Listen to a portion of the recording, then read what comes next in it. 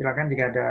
Lanjut Pak ke pertanyaan yang kedua. Hmm, Mengapa Pak Bapak pengen jadi wirausaha dibanding jadi karyawan gitu?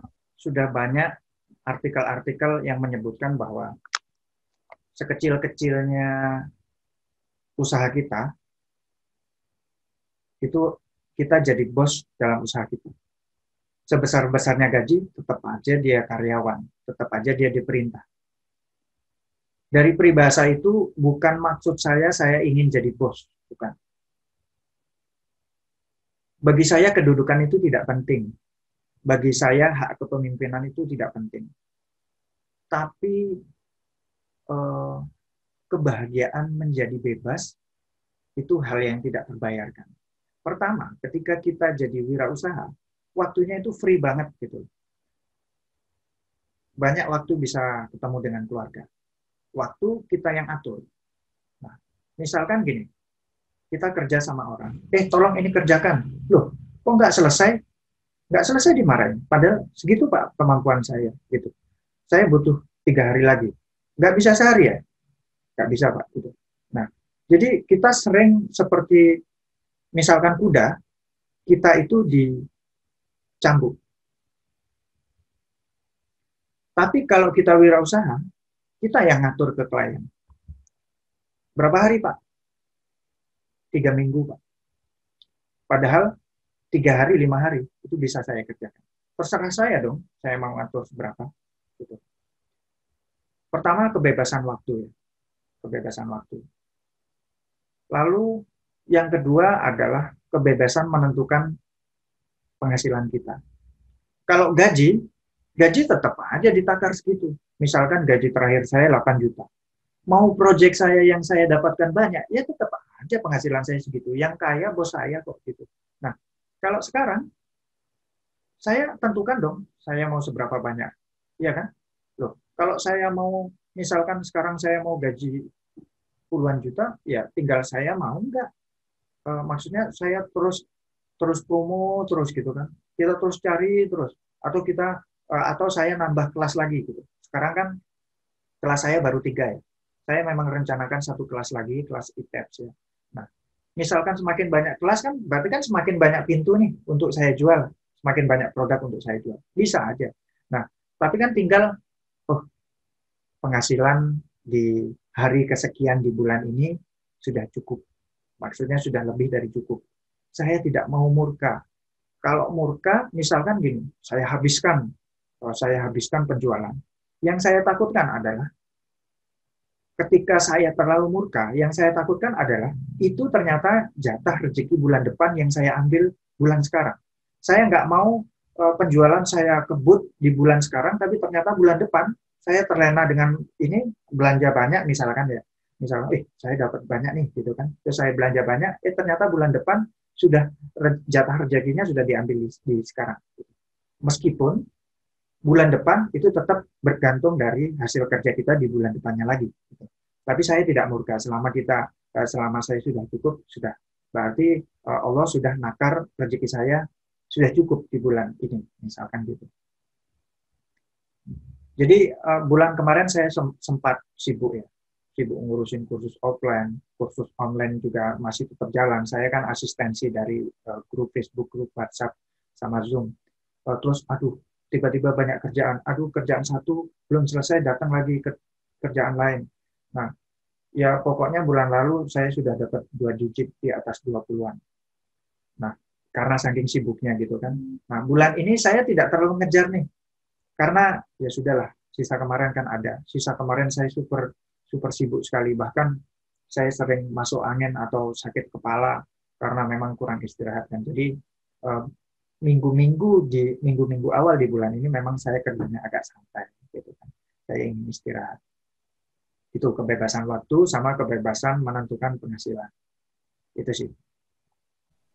Eh, Selanjutnya Pak, Tunggu. Yang berhubungan dengan kan pertanyaan Bapak tuh kedua, yang berhubungan dengan pertanyaan gimana Pak? kedua, kira-kira ada pertanyaan nggak buat saya? Saya kira-kira pengen jadi karyawan lagi nggak? Eh, Menurut Bapak gimana kalau misalnya Bapak jadi karyawan lagi gitu? Saya kemarin sempat ngelamar lagi ya. Meskipun saya sudah buat CV, ketika saya buat badan usaha, berarti status saya di badan usaha saya adalah direktur. Istri saya komisaris. Komisaris yang mengawasi jalannya perusahaan, direktur yang menjalankan perusahaan. Saya wirausahawan yang baru. Saya tetap ingin kerja. Sejauh ini saya ingin tetap kerja. Pertama, ketika saya kerja, saya akan menambah relasi. Ketika saya kerja di lapangan, saya ketemu orang-orang lapangan. Ketika saya kerja di kantor, saya ketemu orang kantor, saya ketemu petinggi-petinggi yang lain. Itu gunanya. Biarkan saya dapat gaji yang rate-nya itu lebih kecil. Misalkan 8 jam saya dalam sehari kan 8 jam. Dalam 8 jam misalkan rank saya harus menargetkan saya harus dapat gaji 400 atau 500 ribu per hari. Dalam 8 jam. 400 ribu dibagi 8 berapa sih? 50 ribu kan per jam. Padahal kalau saya sebagai freelancer, ini di luar kursus. Kursus itu biarkan jalan steady, jalannya stabil. Itu untuk makan, anggap saja seperti itu. Tapi karena supaya stabil, cabang usaha itu harus lebih dari satu. Kursus tidak selamanya. Maksudnya tidak bisa, emang tiap bulan orang harus kursus. Emang yang kursus mau kursus lagi. Kebetulan peserta kursus banyak, misalkan yang sudah AutoCAD, dia ambil SketchUp lagi. Bulan depannya lagi, setelah selesai SketchUp, dia ambil SAP 2000 lagi. Itu tidak sedikit peserta di Bimbel Comet yang ambil 3 kelas yang sekarang sudah saya rilis. Gitu. Tidak sedikit. Tapi saya tidak bisa berharap semua dong. Gitu. Ya kan? Yang sudah belajar AutoCAD, emang dia mau daftar lagi AutoCAD? Enggak kok, aksesnya selamanya. Gitu. Artinya ini kan bukan jajanan utama. Bukan produk seperti kos-kosan.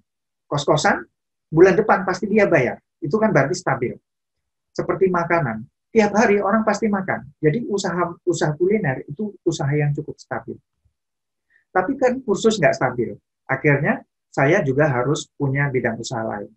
Saya buka perencanaan, jasa perencanaan, visualisasi 3D, perencanaan struktur, dan perhitungan struktur. Gitu kan.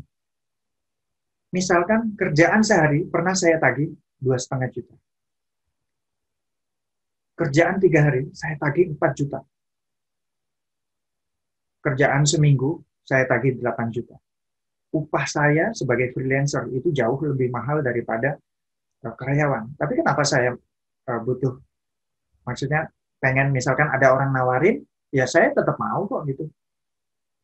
Misalkan cuman, ini ada nih kerjaan tapi cuma 3 bulan doang setelah proyek selesai, ya nggak masalah. Setidaknya saya dengan ada di sana, saya jadi ketemu orang. Gitu. Nah, waktu saya bikin perusahaan, saya dikasih tahu oleh notaris saya. Mungkin notaris saya melihat saya punya potensi. Udahlah, sampean, udahlah, Mas nggak usah ini lagi, nggak usah kerja lagi. Ya nggak masalah lah, saya kerja, biar dapat relasi dong gitu. Nah, padahal kursus online ini adalah apa ya, bisnis yang pasif. Artinya saya kerja pun, toh peserta saya kerja semua. Nggak sedikit kok yang nanya pagi-pagi atau siang-siang gini. Rata-rata pertanyaan banyak di sore atau malam. Nah, berarti kan saya tetap bisa kerja dong, ngisi kesibukan di siang hari gitu kan. Nah, setelah itu pulang ya tetap melayani mereka gitu. Saya sebutkan ke notaris saya, Pak, kalau kemarin saya nggak kerja sama bos saya kemarin, saya nggak ketemu Bapak. Betul kan? Iya. Oh iya. Akhirnya dia mikir seperti itu. Artinya penting dong. Saya kerjanya juga nggak pernah lama, nggak pernah lebih dari 2 tahun. Jadi kerja di situ sudah jenuh, sudah mulai banyak yang jegal, ya sudah. Kalau Anda ingin di posisi sekarang, tempatin. Saya bisa cari yang lebih baik. Jadi saya, kalau dilihat dari CV saya, dari buruh pabrik ke mesin setter ke admin, admin ke drafter, drafter ke supervisor, supervisor ke project officer ke civil engineer ke project manager yang terakhir. Terakhir karena pandemi, susah cari kerja, berarti saya perkerjakan diri saya sendiri di badan usaha yang saya bangun. Gitu. Saya pernah dengar dari professional engineer, loh Pak, Bapak kan sudah professional engineer, tapi kenapa mau dibayar? Selagi kita bisa berdiri dengan dua kaki, nggak apa-apa. Jadi misalkan gini, kaki kiri itu adalah usaha kita, kaki kanan itu gaji. Gitu. Kita boleh berdiri dengan dua kaki, yang penting kaki kirinya jangan terlalu ditonjolkan. Jadi kita tetap kelihatan loyal dong di perusahaan, tapi sebenarnya di luar kita punya kerjaan lain. Gitu. Jadi bisa seperti itu.